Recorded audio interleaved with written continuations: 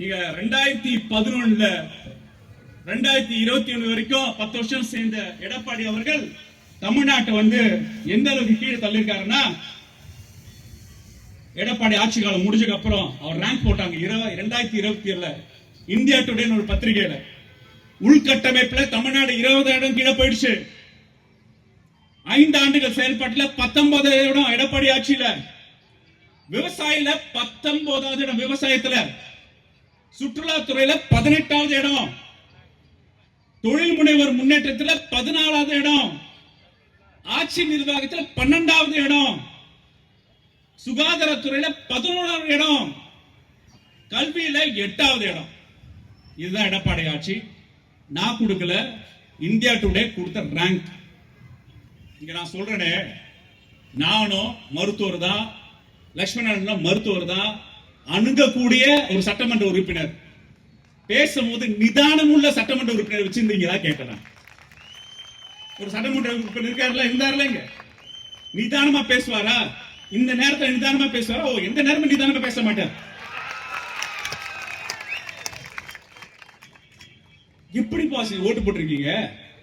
ஒரு கோர்வையாக, ஒரு வரிசையாக 3 வரிய ஊடகத்தில் பேச முடியாத ஒரு நபர் இப்ப ராஜ்யசபாக்கு தான் போயிருக்காரு. ஏதாவது ஒரு ராஜ்யசபால பேச ஏதாவது ஒரு குறிப்பு இருக்கா? ஸ்டெடியா பேச குறிப்பு இருக்கா? நிதானமா பேச குறிப்பு இருக்கா? எப்படி பாஸ் ஓட்டு போட்டீங்க? சிந்திங்கன்ற யாருக்கு நீங்க வாக்களிக்க போறீங்க சிந்திங்கன்ற. நான் சொன்ன வரிசைப்படுத்தின கீழே போன தமிழ்நாட்டில் மீட்டெடுத்தாரு. இன்னைக்கு சூப்பர் ஸ்டேட்.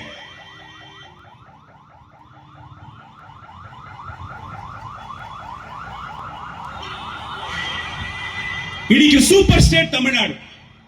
பொருளாதாரத்துறையில number 1 state. தொழில் முனைவோர்ல நம்பர் 1 ஸ்டேட். அதிகமான உற்பத்தி துறையில நம்பர் 1 ஸ்டேட்.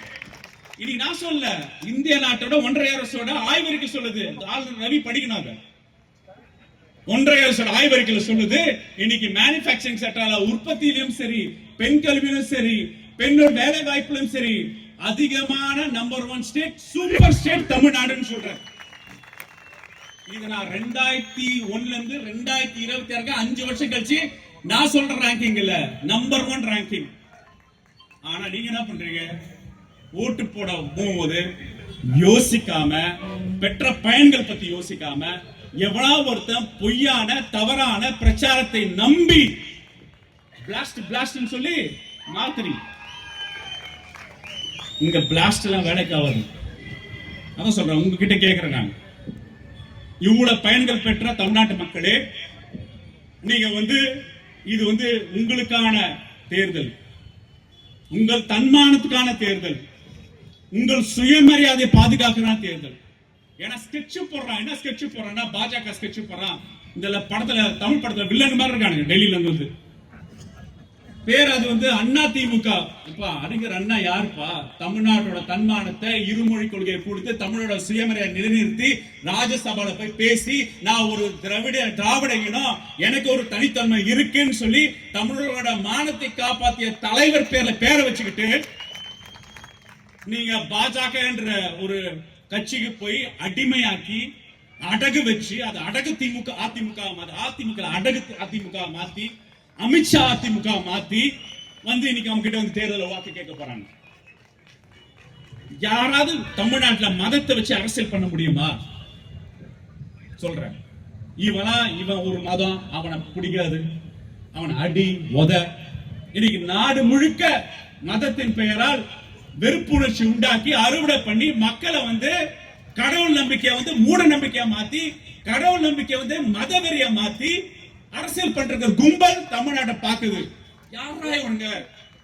குலதெய்வம் வேண்டாங்க, கடா வெட்டுறாங்க, பொங்கலும் ஒண்ணுன்றாங்க, கிறிஸ்துமஸும் ஒண்ணுன்றாங்க, மாட்டுக்கறி சாப்பிடுறாங்க, அதே அடகு வைக்க இது வைக்கிறாங்க, படையல் வைக்கிறாங்க. நான் சொல்றேன், தமிழ்நாட்டு மக்களே, நமக்கு பொங்கலும் ஒண்ணுதான், ரம்ஜான் ஒண்ணுதான், கிறிஸ்துமஸ் ஒண்ணுதான். அப்படிதான் நம்ம வாழ்ந்திருக்கோம். மாட்டுக்கறி நாம சாப்பிடுற வரைக்கும் இங்க தாமரை மலரவே மலராது. பிரியாணி சாப்பிடுற வரைக்கும் இங்க தாமரை மலரவே மலராது. அதை உடைக்க ட்ரை பண்றாங்க.